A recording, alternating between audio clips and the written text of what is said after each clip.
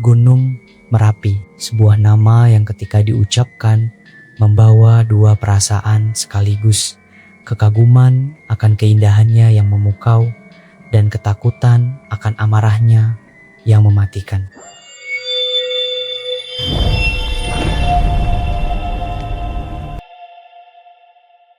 Berdiri gagah di perbatasan Yogyakarta dan Jawa Tengah, ia bukan sekadar tumpukan tanah dan batuan vulkanik. Bagi masyarakat Jawa, Merapi adalah pusat kosmos, sebuah paku bumi yang menyeimbangkan alam semesta. Namun, di balik kabut putih yang sering menyelimuti puncaknya, tersembunyi sebuah kehidupan lain, sebuah kerajaan tak kasat mata yang sibuk, riuh, dan memiliki aturan ketat yang tak boleh dilanggar oleh manusia. Di puncak tertinggi itu, di bibir kawah yang tak pernah berhenti menghembuskan napas belerang panas, ada satu sosok yang paling ditakuti sekaligus dihormati. Ia bukanlah manusia biasa.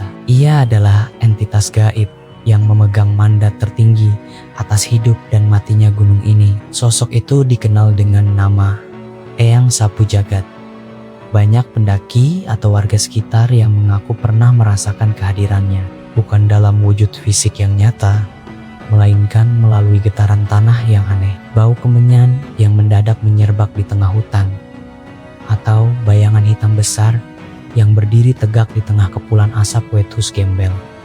Siapakah sebenarnya Eyang Sapu Jagat? Mengapa namanya begitu keramat hingga disebut sebagai kunci penentu selamat atau tidaknya warga di lereng Merapi? Untuk memahami Eyang Sapu Jagat, kita harus masuk ke dalam kepercayaan tentang Keraton Merapi.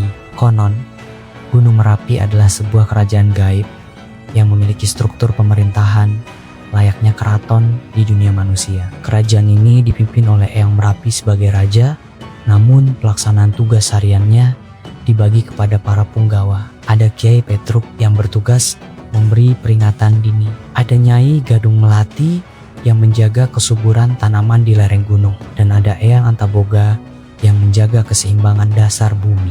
Namun, posisi Eyang Sapu Jagat adalah yang paling krusial. Dalam berbagai literatur spiritual dan cerita turun-temurun, Eyang Sapu Jagat adalah pemegang kunci kawah utama. Ia adalah juru kunci gaib yang sesungguhnya. Jika juru kunci manusia seperti almarhum Mbah Marijan bertugas merawat tradisi dan memberi peringatan kepada warga secara fisik, maka Eyang Sapu Jagat adalah eksekutornya di alam astral. Menurut legenda yang beredar, asal-usul Eyang Sapu Jagat memiliki kaitan erat dengan sejarah Keraton Mataram Islam dan Panembahan Senopati. Ada versi yang menyebutkan bahwa sosok ini dulunya adalah manusia sakti atau abdi dalam yang memiliki perjanjian untuk menjaga sisi utara dari Sumbu Imajiner Yogyakarta. Sumbu ini adalah garis lurus filosofis yang menghubungkan Laut Selatan, Nyi Roro Kidul, Keraton Yogyakarta, Raja, dan Gunung Merapi, Eyang Sapu Jagat. Tugas utamanya tersirat dari namanya. Sapu Jagat dalam bahasa Jawa, sapu berarti alat pembersih, dan jagat berarti dunia atau alam semesta. Secara harfiah dan mistis, tugasnya adalah menyapu. Namun, apa yang disapu? Disinilah letak kengerian sekaligus kebijaksanaannya. Eyang Sapu Jagat bertugas menyapu segala kotoran yang ada di wilayah Merapi. Kotoran ini bisa bermakna dua hal. Pertama, kotoran vulkanik berupa lahar dan material letusan agar keluar dari perut bumi untuk menyeimbangkan tekanan. Kedua dan yang paling menakutkan adalah menyapu perilaku manusia yang sudah melampaui batas. Ketika keserakahan merajalela, ketika alam dirusak tanpa ampun, dan ketika manusia lupa akan sang pencipta, maka Eyang Sapu Jagat akan bangun dari pertapaannya di kawah. Ia memegang kendali penuh atas arah letusan. Konon, sebelum erupsi besar terjadi, Eyang Sapu Jagat akan menggelar rapat dengan para roh leluhur untuk menentukan kemana arah buntutu atau ekor api letusan akan diarahkan. Apakah ke arah Kali Gendul, Kali Adem, atau justru menyapu permukiman yang penduduknya sudah dianggap lalai, masyarakat lereng Merapi percaya jika Eyang Sapu Jagat sudah berdiri dan memegang sapunya, maka tak ada teknologi manusia yang mampu menahan laju awan panas. Kehadirannya adalah penanda bahwa hajatan besar Keraton Merapi akan segera dimulai. Erupsi bukanlah bencana baginya, melainkan sebuah ritual pembersihan, sebuah cara alam untuk meremajakan diri meski harus memakan korban. Ada kisah mistis yang menyebutkan bahwa Eyang Sapu Jagat memiliki dua pilihan wajah. Saat ia muncul dengan wajah yang tenang dan berbusana putih, itu pertanda Merapi hanya akan batuk kecil untuk memberi kesuburan. Namun, jika ia terlihat melalui mata batin, para waskita mengenakan busana merah menyala dengan wajah yang merah padam, itu adalah sinyal bahaya besar. Itu tandanya amarah alam sudah tak terbendung dan Wedus Gembel akan turun mencari mangsa. Bagaimana kita tahu Eyang Sapu Jagat sedang bekerja? Tanda-tandanya seringkali tidak masuk akal. Beberapa hari atau minggu sebelum letusan, warga di lereng gunung sering mendengar suara gemuruh yang bukan berasal dari gesekan lempeng bumi. Suara itu terdengar seperti derap langkah kaki ribuan kuda dan suara gamelan Jawa yang dipukul dengan irama pelan nan menyayat hati. Suara gamelan itu dipercaya sebagai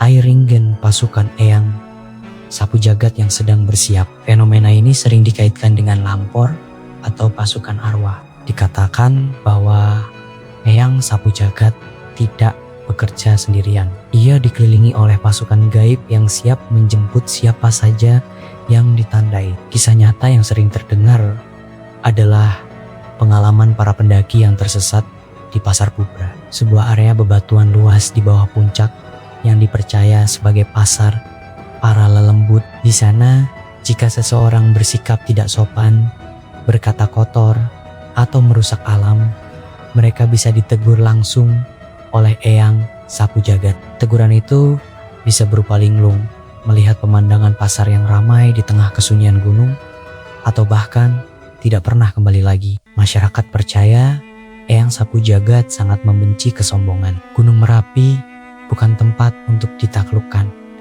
Merapi adalah tempat untuk menunduk dan belajar. Siapapun yang naik dengan niat menaklukkan puncak seringkali akan berhadapan dengan energi besar sang penjaga kawah ini. Untuk menghormati kekuatan besar ini, setiap tahunnya Keraton Yogyakarta melakukan ritual yang disebut Labuhan Merapi. Ini bukan penyembahan berhala, melainkan bentuk komunikasi, budaya dan spiritual antara manusia dengan penjaga alam. Dalam ritual ini, ubo rampe atau persembahan berupa pakaian bekas sultan, kain, dan sesaji lainnya diarak dan didoakan di petilasan Mbah Marijan atau pos-pas sakral lainnya. Tujuannya satu, memohon kepada Tuhan Yang Maha Esa agar Eyang Sapu Jagat dan para penghuni Merapi lainnya senantiasa diberi ketenangan dan agar sapunya tidak diarahkan kepada rakyat Yogyakarta.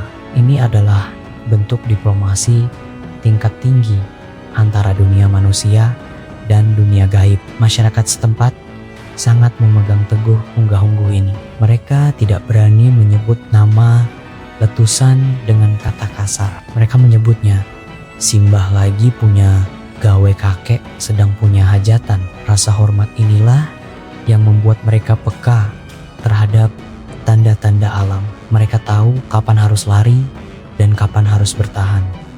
Seringkali berdasarkan wisik atau petunjuk batin yang diyakini berasal dari peringatan Eyang Sapu Jagat melalui juru kunci. Hari ini Merapi mungkin terlihat tenang, asap solvatara hanya mengepul tipis ke langit biru. Namun, jangan pernah tertipu oleh ketenangan itu. Di dalam kawah yang mendidih itu, Eyang Sapu Jagat masih setia pada sumpahnya. Ia masih berdiri di sana, memegang kunci kawah, mengawasi setiap gerak-gerik manusia di bawahnya. Kisah Eyang Sapu Jagat mengajarkan kita satu hal penting, bahwa manusia hanyalah tamu di muka bumi ini. Kita hidup berdampingan dengan kekuatan yang jauh lebih besar dari diri kita sendiri. Merapi mengajarkan kerendahan hati. Jadi, jika suatu saat nanti Anda mendengar gemuruh dari arah utara atau melihat kilatan petir menyambar di puncak Merapi tanpa ada hujan, ingatlah kisah ini. Itu bukan sekadar fenomena vulkanologi, itu adalah Eyang Sapu Jagat yang sedang membersihkan halamannya, mengingatkan kita untuk kembali eling lan waspada, ingat dan waspada, karena sejatinya Merapi tak pernah ingkar janji.